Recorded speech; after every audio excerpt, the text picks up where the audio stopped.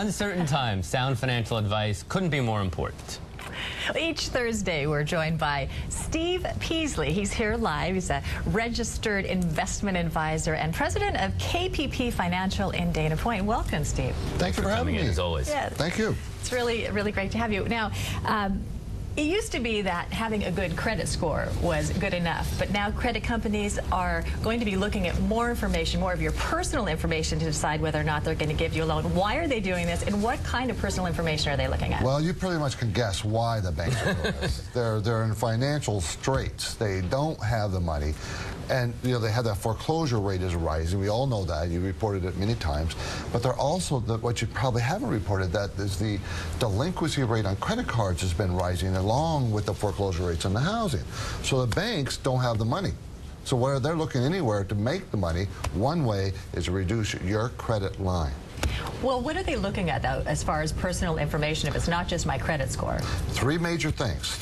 One is your credit score, obviously, and it's like 680 now. It used to be, you know, if you were anything under 680, that's a red flag to them. Okay. 650, right. 600, they didn't care. Credit score. Credit score. Where you are. If you're in an area that has a lot of home foreclosures. Even if you're not a homeowner, because that will have a spillover effect. Exactly. And if you're a small business.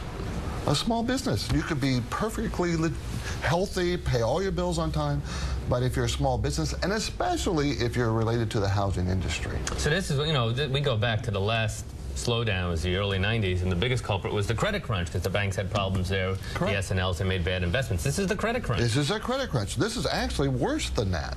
This is really, and it's not, it's spread from the housing to other parts, Yeah, which you see in the people who credit were card. suffering from the housing crunch, if their payments for their mortgage went up, some of them shifted the burden over to their credit cards, and then that's unsecured debt. The credit card companies are, you know, they can take your house back, but they can't take back your Prada shoes. And because of that, there's one other red flag. Because of that Not same if I'm thing. wearing them. Another red flag is that if you activate an old credit card, that's a danger sign for the credit card company.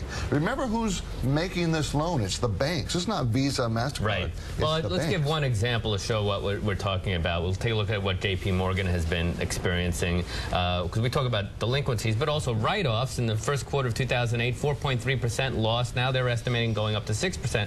But still, if they deny people credit or lower the limits, they are in the business to lend money. They're shooting themselves in the foot many times. I have examples of perfectly legitimate use of credit cards of businesses. Small business guy buys equipment every once in a while for $30,000, pays it off. Now they won't let him do that on his credit card. So what can we do? Well, what you can do is make sure you make your payments on time. Don't be delinquent. Give them any reason to re-examine. That's right.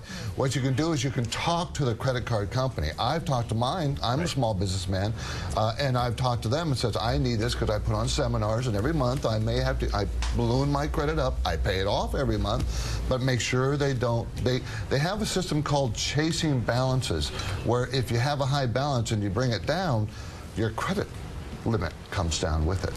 So you've got to be talk to your bank if you haven't. That's the old advice, and that still does work. But pay attention and pay on time. Yes. About what you're doing. KPP Financial President Steve Peasley. He's here every week. You can check out his website. It's at investtalk.com. He'll be back next Thursday. And if you have a question for Steve, please email it to us. That's news@kdoc.tv. Steve, thank you very much. Thank you for having me. See you next Thursday. Okay.